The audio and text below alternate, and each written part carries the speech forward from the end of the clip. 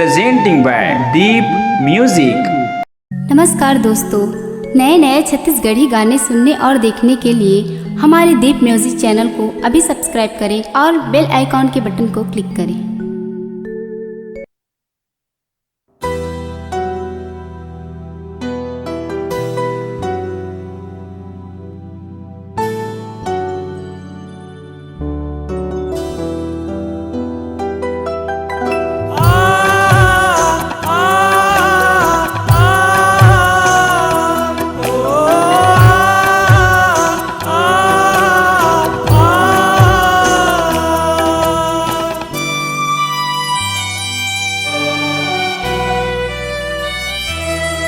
तोर बोले वो तोर माया, पल पल मिला पल में बिछड़ना, फिरत के आगे में संग संग जरना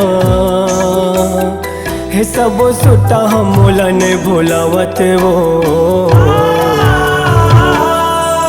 तोर सुटा हम मोला ऐसा था गोरे, तोर माया मोला वारो आवते तोर सुटा हम मोला ऐसा था गोरे, तोर माया मोला वारो आवते।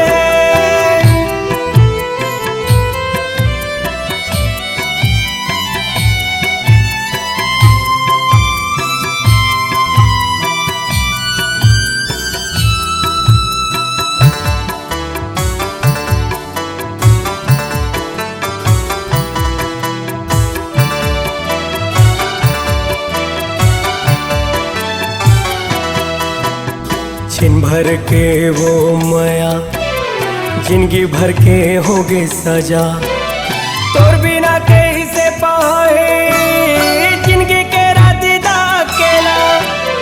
फोटो वो बस तोरे देखा हर घड़ी वो हर बेरा, नैना मोरे वो समाजा मोर हृदय के वो पीरा। तोर गोरे हासे होगे मोर फांसे, कैसे बन गए दूसरे के तय जीवन साथे। मोला मौत घलो हने तो आवत वो तोर सुटा मोला ऐसा था गोरे, तोर माया मोला वारो आवत है। तोर सुटा मोला ऐसा था गोरे, तोर माया मोला वारो आवत है।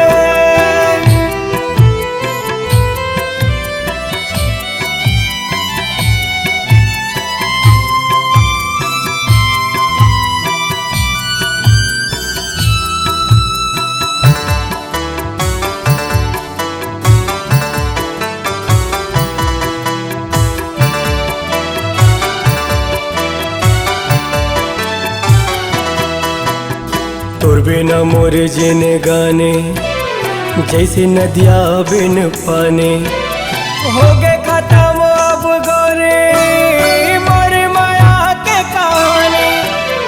हर पल याद माया हूँ सपना में तोर मोर रानी, मिटाए से नहीं मिटी मोर माया के कहानी। मोर जीने गाने बन के कहानी, तोर माया अमर हो गए मोरी सुरानी। है किसन सेन हतोला ने भोलावत वो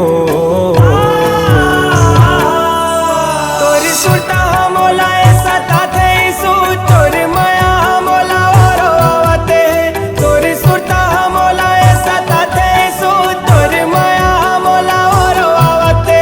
तोर बोले वो तोर माया, पल पल मिला पल में बिछड़ना, फिरत के आगे में संगे संगे जरना।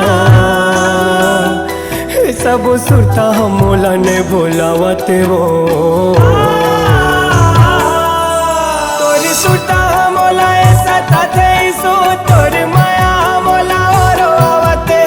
तोर सुरता मोला ऐसा था गोरे, तोर माया मोला वारो आवते। तोर सुरता मोला ऐसा था गोरे, तोर माया मोला वारो आवते। तोर सुरता